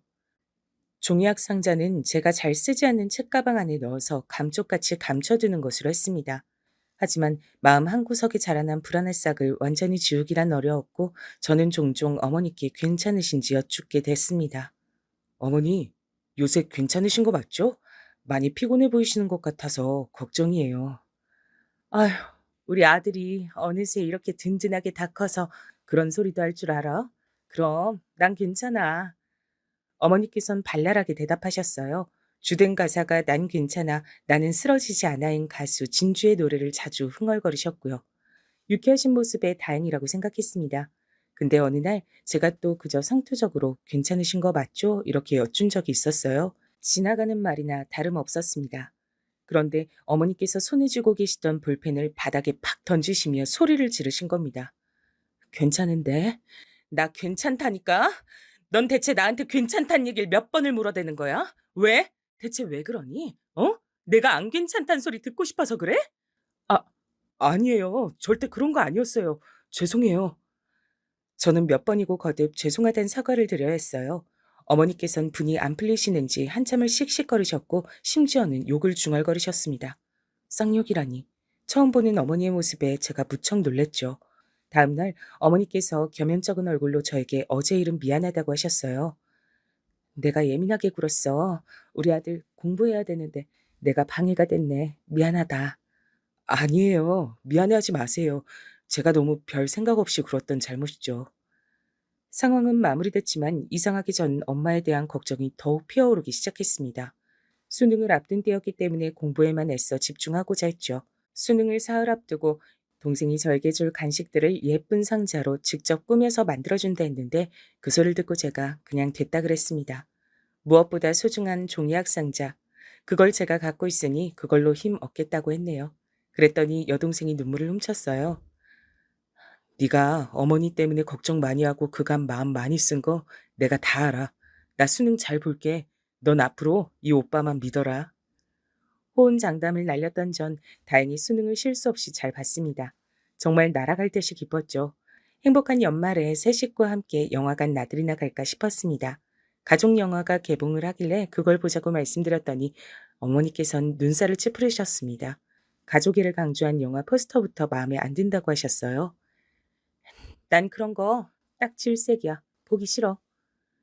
그러실 분이 아니었는데 너무 충격이었지만 이젠 변한 엄마의 모습을 받아들여야 할 때가 된 것 같기도 했습니다. 전 목표로 했던 대학에 최종 합격했고요. 아버지 살아계셨을 때부터 제가 나중에 그런 대학에 가면 좋겠다. 그땐 장난삼은 허세로 말을 했던 바로 그 대학이었습니다. 합격 통지 받고 아빠 생각이 더욱 절절하게 나서 잠드신 곳에 찾아가 인사를 드리고 싶었어요. 여동생 생각도 그랬고요. 근데 어머니께선 거절을 하셨습니다. 거절 사유는 다름이 아니라 추워서였습니다. 아버지와 그렇게나 서로 죽고 못 살았던 부부셨는데 어떻게 이렇게 변하실 수가 있는지 속으로 너무 서글펐네요. 엄마께선 제 등록금이며 학비, 대학 생활비를 다 대줄 수 있어서 기쁘다고 그간 개고생한 보람이 있다며 제 대학 입학식이 끝나자마자 오열하셨습니다. 바닥에 엎어져서 우시는 바람에 주변에서 다 쳐다봤었죠. 그때 동생이 저에게 속삭였어요. 근데 엄마가 지금까지 몇 번 이러신 적 있었어. 마트에서 동생과 같이 장을 보시던 중에 우신 적도 있었다 그래요. 어느 노부부께서 둘 다 몸이 편찮으신데 서로 의지해서 걸어가는 뒷모습을 보시곤 바닥에 주저앉아 우셨다고 합니다. 부족했던 전 그때까지도 엄마께서 왜 그러시는지 미처 몰랐습니다. 이유를 알게 된 건 그때로부터 몇 년이 더 지나서 제가 대학을 졸업하기 직전이었습니다. 대학교에서 학생들 대상으로 심리상담 지원 프로그램이라는 걸 그때 막 시작하고 있었는데 홍보하는 것을 보고 호기심이 생겨 한번 참가를 해봤어요. 그리고 상담사분과 여러 대화를 나누다가 제 내면에 뭉친 우울 덩어리를 마주하게 됐습니다. 아버지께서 돌아가셨을 때의 상황, 그걸 하나부터 열까지 다 제가 꿰고 있었고 돌아가셨던 그 일이 제 인생엔 너무나 큰 아픔으로 박혀 있었기 때문에 전 그런 스스로의 모습을 들여다보는 걸 무서워했으며 공부란 탈출구를 만들었던 것이고 어머니와 여동생을 이 다음에 제가 책임지고 살아야 한다는 압박감에 스스로 가두며 살아왔다는 걸. 그런 사실들을 알게 됐죠. 제 자신인데도 제가 절 잘 몰랐더라고요. 내면을 마주하는 것이 두렵고 겁이 나서 덮어두고 살게 되면 결국 언젠가 그 안에 감춰진 것이 밖으로 새나와 정신을 어지럽게 하고 쉽게 사람을 피곤하게 만들고 무기력증에 빠지게 된다고 했습니다. 덮는다고 해서 능사가 아니란 거죠. 아버지께서 당하셨던 사고에 대한 원망, 분노 이런 것들이 생각보다 제 안에서 엄청나게 컸더라고요. 근데 화를 내봤자 아무것도 달라질 게 없을 것 같으니까 속에 꽉 눌러둔 채 그 감정을 외면하고 살았던 거예요. 전 아무렇지 않은 게 아니었던 진정한 제 자신을 받아들이고 의연하게 앞만 나아가려 하지 말고 때론 옆도 보고 뒤도 돌아보고 사는 게 낫단 사실을 깨우쳤습니다. 왠지 마음이 가벼워지더라고요. 그리고 상담받으며 전 자연스레 어머니를 떠올렸습니다. 제가 적극적으로 어머니의 상담 치료를 밀어붙였어요. 그리고 어머니께선 치료를 받기 시작하신 이후에야 깨달으셨던 겁니다. 당신의 마음속에 가득 차 있던 슬픔, 우울, 분노 같은 감정들이 걷잡을 수 없을 정도로 커져 있다는 사실을요. 그리고 우울증 진단을 받으셨습니다. 약을 가득 처방받으셨죠. 약봉지를 부여잡고 그날 밤 어머니께서 한참을 우셨다고 여동생이 그랬습니다. 엄마 우시는 모습을 몰래 보면서 동생도 울었고요. 약을 드시고 나서야 엄마께선 조금 진정된 기분으로 일상을 나실 수 있게 됐어요. 우울증을 앓으시는 것도 몰라봤던 저같이 부족한 자식 때문에 그간 얼마나 고생하셨을지 한없이 죄송한 마음뿐이었습니다. 너무 늦었지만 뒤늦게라도 증상을 마주하고 처방을 받을 수 있어서 다행이란 생각이 들었어요. 저와 동생이 더욱 노력하면서 엄마께 잘해드리고자 했죠. 하지만 저희 남매가 노력해도 채울 수 없는 부분이 존재했다는 걸 시간이 흘러서 알게 됐습니다. 어느 날 동생이 저한테 조심스레 말을 해주더군요. 어머니께 만나는 사람이 생겼다고 말입니다. 얼마 안 됐어. 내가 알기론 3달 정도? 근데 엄마가 전에 나한테 재혼은 인생에서 절대 없다고 못 박으신 적도 있고 그래서 결혼이라든지 그런 건 생각을 안 해도 될 것 같긴 한데 암튼 엄마가 좋은 감정으로 만나시는 분이 생겼는데 꽤 즐거우신 것 같아. 뭐? 어머니한테? 네가 며칠 전부터 나한테 할 말이 있다는 듯 굴었던 게 바로 이것 때문이었구나. 어머니한테 새 남자라니 생각도 못 해봤어. 나도 처음엔 되게 당황스럽고 혼란스러웠어. 근데 오빠, 요새 엄마 표정이 어떤 줄 알아? 우리 어렸을 때 명절이면 친가 먼저 갔다가 외가 갔잖아. 친가에서 하룻밤 자고 외가로 출발할 때 아침. 그때마다 엄마는 친정까지 언제 가냐, 갈 길이 고말리다. 이렇게 혼잣말을 한숨처럼 하시면서도 얼굴엔 은은한 웃음꽃이 피어 있었지. 난 그걸 설렘이라고 생각했었어. 아버지 돌아가시고 나서 엄마 얼굴엔 설렘을 느껴본 적은 단 한 번도 없었는데 요새는 엄마 얼굴에서 바로 그 설렘이란 게 보이더라. 동생이라고 해서 어떻게 어머니의 새 남자가 흔쾌히 받아들여졌겠나요? 그러나 어머니를 위해 포용하기로 한 것이죠. 동생이 그렇게 나오는데 제가 오빠로서 부족한 모습을 보일 수는 없었습니다. 비록 심란하긴 했으나 어머니의 만남을 응원해드리기로 했어요. 왜냐면 어머니는 저의 남매의 모친이기도 하셨지만 당신 인생의 주인공이기도 하셨으니까요. 어머니께서 만나시는 분은 어머니보다 연상이셨고 자식 하나를 두셨으며 병으로 배우자를 떠나보낸 뒤 2번 다시 재혼 의사가 없으신 분이었습니다. 그건 저희 어머니와 생각이 같았죠. 두 분은 비록 법적으로 부부가 될 생각은 없으나 앞으로 서로 좋은 감정으로 의지하면서 잘 지내겠다고 하셨어요. 제 앞에서 어머니께선 딱 2가지를 말씀하셨죠. 미안하다. 그리고 정말 고맙다. 저는 말없이 어머니를 안아드렸습니다. 어릴 땐 어머니가 여장부처럼 보이기도 했었는데 제 품에 안기신 어머니는 너무 왜소했습니다. 그만큼 어머니가 나이 드신 것 같아 슬피기도 했지만 제가 어느덧 장성하여 엄마를 지켜드릴 수 있게 된 것 같아서 벅차기도 했습니다. 엄마께서 새로이 인연을 만나신 뒤 심적으로 안정되고 여유를 찾으신 게 보였어요. 그건 저희 남매가 채워드릴 수 없는 영역이었던 겁니다. 그 모습까지 보고 나자 저는 무의식적으로 저도 이제 결혼해도 되겠다는 생각이 들었죠. 좋은 짝을 만나서 가정을 이루고 멋진 남편이자 아버지가 되고 싶었습니다. 그런 생각을 가지고 만난 아내는 화사한 인상의 조용한 성격의 소유자였습니다. 솔직히 자기 시어머니, 시어머니의 남자친구, 시누이한테 처음 한 번에 싹싹하게 다 잘하기 힘든 건데 아내는 그걸 해내더라고요. 어머니께서도 아내를 무척 마음에 들어 하셨어요. 이런 며느리를 얻게 되다니 당신은 복도 많다고 하시며 결혼 생활에 간섭 안 할 테니 둘이서 알콩달콩 잘 살아보라 하셨습니다. 흔쾌한 허락이었죠. 여동생도 자기가 새언니가 마음에 든다고 하면서 이런 새언니라면 자기가 안심하고 유학길에 오를 수 있겠다 그랬습니다. 동생은 공부를 오래 하는 것에 뜻이 있더라고요. 대학원까지 갔을 때부터 알아봤어야 했는데 하다 유학까지 준비하는 걸 보고 제가 2손 2발 다 들었습니다. 그래서 동생을 위해 따로 모은 돈을 유학비로 선뜻 내어 주었고요. 저의 그런 행동을 보면서 아내가 되게 좋아했어요. 여보처럼 가족을 아끼고 사랑하는 남자랑 결혼해서 난 무척 행복한 여자라고 생각해. 세상에서 제일 가깝고도 먼 게 난 가족이라고 생각하거든. 가장 쉽고도 어려운 관계가 바로 가족 간 관계고. 그래서 난 아무튼 우리 여보가 가정적인 남자라서 그게 너무 좋아. 아내가 그런 말을 하는 이유를 왠지 알 것 같았습니다. 장인어른께선 건강이 안 좋으셨는데요. 아내가 조심스레 말을 하기론 장인어른께서 예전에 간 이식 수술을 하신 이유로 그렇게 되신 것 같다 그랬어요. 당신의 사촌 형이 옛날에 간 이식이 간절했을 때 장인어른께서 고민 끝에 해주셨다고 합니다. 그때 아내는 어려서 상황을 잘 몰랐고 장모님께선 반대를 하셨다고 해요. 근데 장모님의 반대 의견을 별로 효력이 없었어요. 이건 너무 부끄러운 얘기지만 우리 엄마가 그것보다 더 이전에 계모임을 잘못 드셨다가 돈을 한번 날리셨거든. 그것도 아빠 몰래 우리 집 돈을 거기다 넣어두셨다가 그렇게 된 거였어. 개똥 갖고 누가 야반도주를 할 줄 알았다면 엄마도 절대 안 그러셨을 테지만.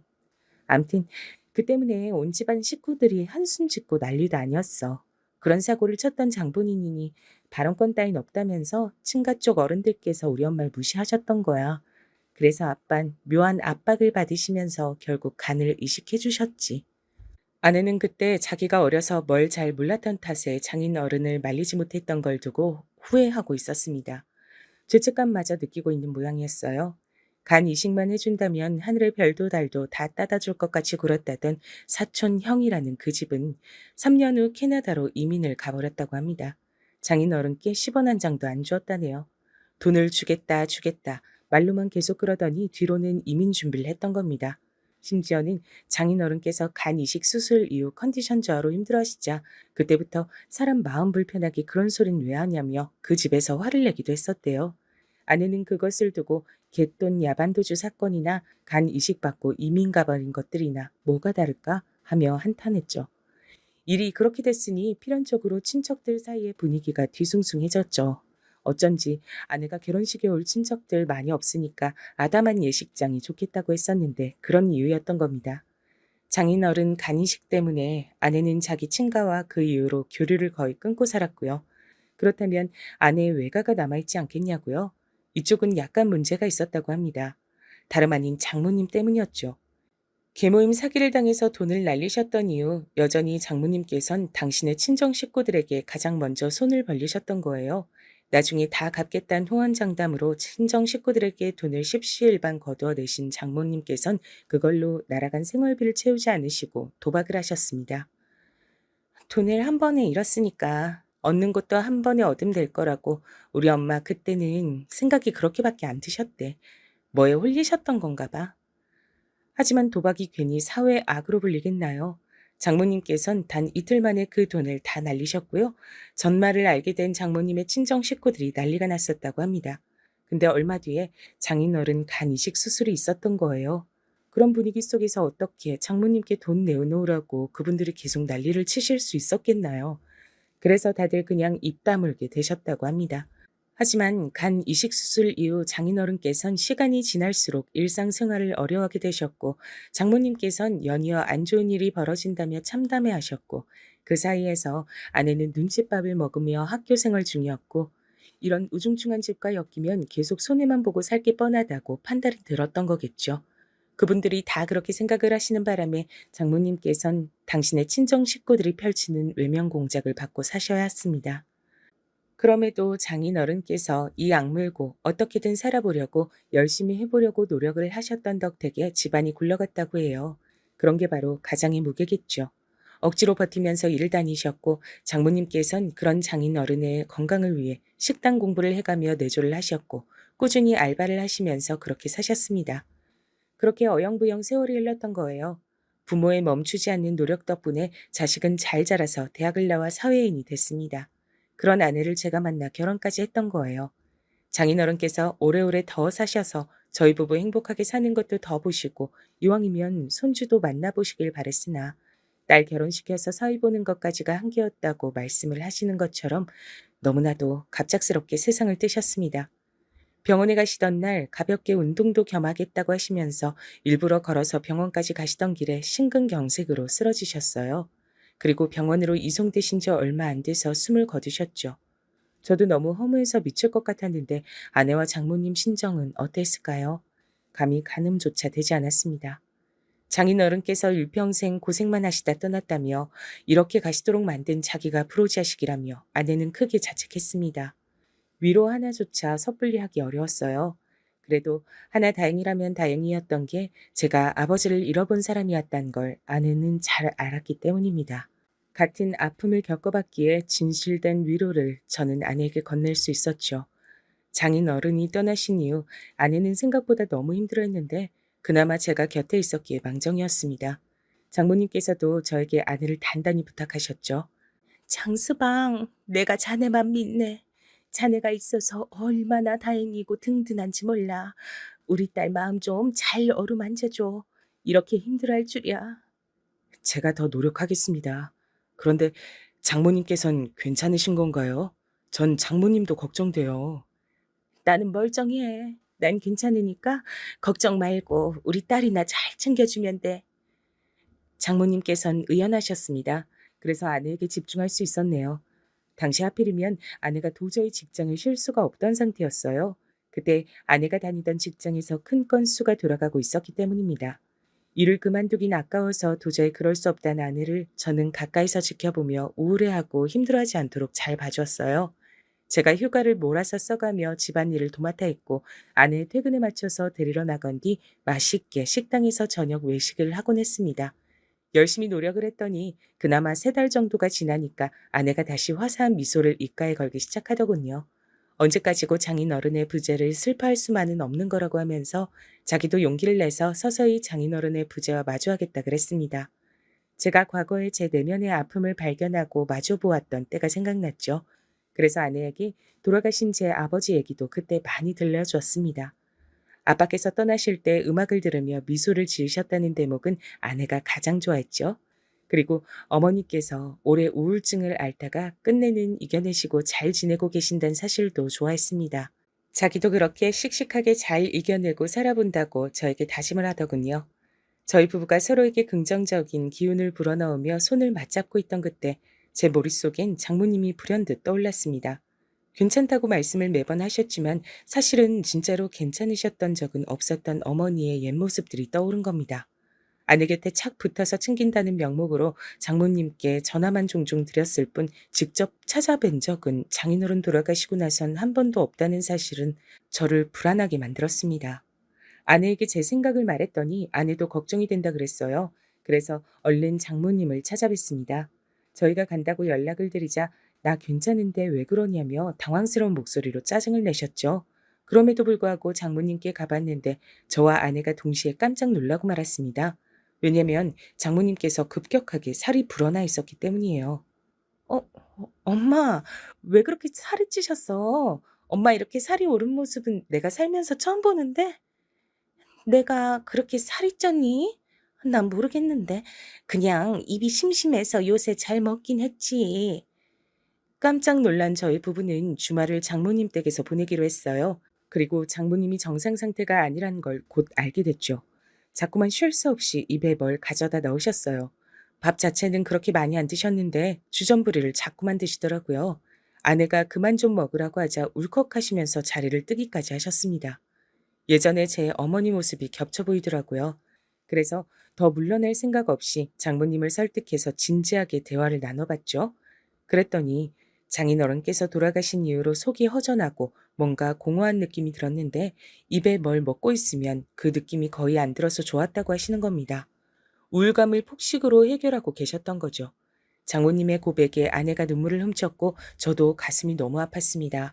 장모님께선 스스로의 문제를 이제 자각하셨으니 앞으로 먹는 걸 줄이고 산책을 열심히 다니면서 기분 전환을 해보겠다고 했어요. 이대로 무너지지 않을 테니 걱정 말라면서 저희 부부에게 의연한 모습을 보여주셨습니다. 어른께서 그렇게 말씀하시는데 거기서 더 걱정의 말씀을 드리는 건 무례한 것 같아 그저 알겠다는 대답만 드렸네요. 장모님께서 스스로 이겨낼 수 있도록 믿고 지켜보는 일도 필요할 듯 싶었습니다. 장모님 걱정이 됐는지 아내가 수시로 연락을 그 후로 드렸고요. 규칙적으로 산책을 많이 다니신 장모님께선 반년 뒤 다시 원래 체중을 되찾으셨습니다.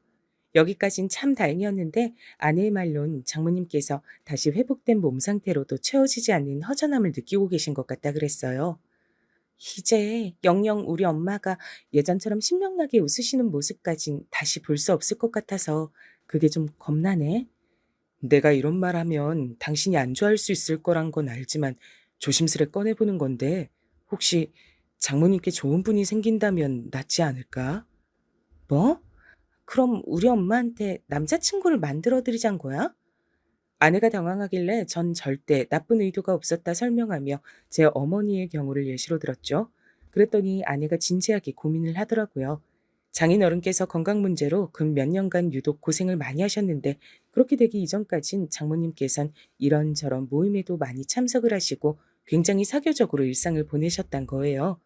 사람 만나는 걸 원체 좋아하시는 분이라 그랬죠. 꼭 그렇고 그런 사이가 아니더라도 우리 엄마하고 마음 잘 맞아서 즐겁게 시간 보내주실 분이 계시면 좋긴 할 것 같다. 우리 엄마 성격상 분명 도움은 될 거야. 장모님께 넌지시 이 문제에 대해서 오늘 뛰어봤더니 좋다 싫다도 안 하시고 그저 시큰둥이 하셨습니다. 그 모습에 일상에서 아무런 자극을 못 느끼고 살고 계시는 중이란 걸 짐작할 수 있었죠. 이제 산책도 덜 나가고 계신 것 같아서 저랑 아내가 장모님 댁에 갔을 때 일부러 함께 운동 가자고 권유도 드리고 그랬습니다. 그러다 어느 날 장모님 댁에서 멀지 않은 산책 코스에서 어떤 남자분을 마주쳤는데요. 장모님 연배로 보였어요. 저희 부부가 한 바퀴 달리기 하는 사이에 장모님께선 천천히 걷기 운동을 하셨는데 그러는 동안 그 남자분과 따로 대화를 나누시더라고요. 그걸 목격했죠. 그러더니 장모님 운동화 끈이 풀렸는지 그분이 몸을 숙여 그걸 묶어주시기도 했습니다. 짧은 만남이었지만 장모님의 얼굴엔 약간의 웃음이 걸려 있었어요. 전 옳거니 싶었습니다. 그래서 일부러 다음에 그 동네로 다시 갔을 때 그 남자분을 찾아봤죠.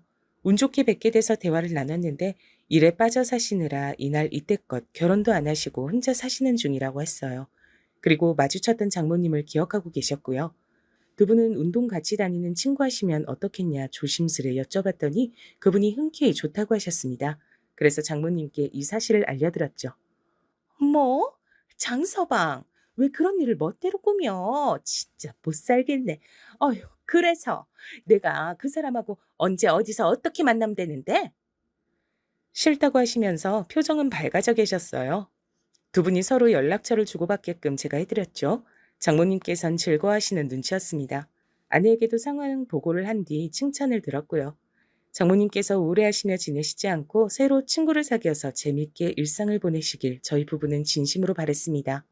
저희도 각자 일이 너무 바빠져서 장모님을 못 찾아뵙고 있다가 2달 정도가 지나서 가봤어요. 전화를 드렸는데 안 받으시길래 걱정이 돼서 저녁 시간이었지만 얼른 장모님 댁으로 향했던 겁니다. 그리고 저는 장모님 댁 집 안에서 펼쳐진 풍경에 놀라고 말았죠. 옆에서 아내는 작게 비명까지 질렀습니다. 왜냐면 저희 눈앞에 펼쳐진 건 도박판이었으니까요. 아주 본격적으로 여럿이 모여서 판을 벌인 상태였습니다. 뭐야? 갑자기 연락도 없이 둘이 왜 들이닥쳐? 장모님께서 기겁하셨고 바로 옆자리엔 제가 소개시켜드린 그 남자분이 계셨어요. 도박판에 낀 사람들은 저희 부부 정체가 생판남이 아니라 가족이란 설명을 듣고 나서야 안심된 표정들로 다시 도박을 하기 시작했습니다. 아내가 몸을 떨면서 장모님께 다가가 팔을 잡아 끌고 집 밖으로 나갔어요. 저도 얼른 따라갔고 미친 듯이 추궁을 해대는 아내의 옆에서 장모님의 하는 수 없이 실토하신 내용을 들을 수 있었습니다. 충격적인 반전이 들어있었죠. 그 남자분 원래 장모님과 구면이었던 겁니다. 산책 코스에서 마주쳤을 때 서로 보고 어디서 봤더라 라고 했다네요. 여기서 어디라는 건 도박판을 말하는 것이었죠. 도박하다 잠깐 본 적 있는 얼굴임은 분명했는데 기억이 가물가물했단 거죠. 그런데 그걸 알 리가 없는 제가 두 분을 연결시켜 드리겠다 그러자 두 분 다 잘됐다, 인연인가 보다 하며 좋아하셨던 겁니다. 두 분은 작당을 해서 흥겹게 도박을 다니셨고 하다 이젠 장모님 댁에서 아예 사람들을 불러다가 도박판을 까신 참이었어요. 엄마, 인생에서 다시 도박은 없을 거라고 나한테 예전에 분명히 그러셨잖아. 아내가 절규했습니다. 전 저 때문에 상황이 이렇게 된 것 같아 너무 죄스러웠어요. 우는 아내 앞에서 장모님께선 미안하다고 고개를 숙이셨고 오늘 후로 다시는 도박을 하지 않겠다고 하셨습니다. 아내가 현기증을 일으키길래 저는 더 거기 있을 수가 없어 얼른 아내를 챙겨 차에 올라탈 수밖에 없었죠. 이게 대체 다 뭔 일인가 싶었네요. 장모님께선 다음 날 저희 부부에게 연락을 주시며 도박 안 할 거다라고 재차 못을 박으셨지만 아내는 의심의 눈초리를 했습니다. 심정이 너무 두근거려 밤에 잠도 안 온다는 아내가 전 걱정이 됐고 차라리 사람을 붙여서 장모님을 살피면 안심이 되겠냐 물었더니 아내가 당장 그러고 싶다고 하더군요. 제가 벌인 일이나 다름없단 생각이었으니 책임지고 싶었어요. 그래서 돈 주고 사람을 고용해서 장모님을 주시하게끔 했습니다. 결과는 참담했네요. 장모님께선 늦은 밤마다 도박판을 찾아 외출을 다니셨죠. 끊지 못하셨던 거예요. 하늘나라에 계신 우리 아빠를 위해서라도 엄마를 멈춰야 돼. 그게 맞아. 그니까 우리 신고하자. 아내의 눈빛에 비장한 결심이 들어 있었습니다. 따를 수밖에 없었죠. 장모님의 행적을 주시하고 있었기 때문에 신고를 해서 현장을 덮치게끔 하는 건 어렵지 않았습니다. 도박에 빠지셨던 장모님의 중독은 그렇게 해서 간신히 막을 내릴 수 있었어요. 그 이후 옛날에 장모님께서 도박으로 돈을 다 날리시는 바람에 빌려준 돈을 못 받으셨던 장모님의 친정 식구들, 그분들이 나서주셨습니다. 큰이모가 이번에 외할머니 계신 요양원 근처로 이사를 가시게 됐거든. 그러면서 그 이사간 집에서 우리 엄마도 데리고 같이 사시겠대.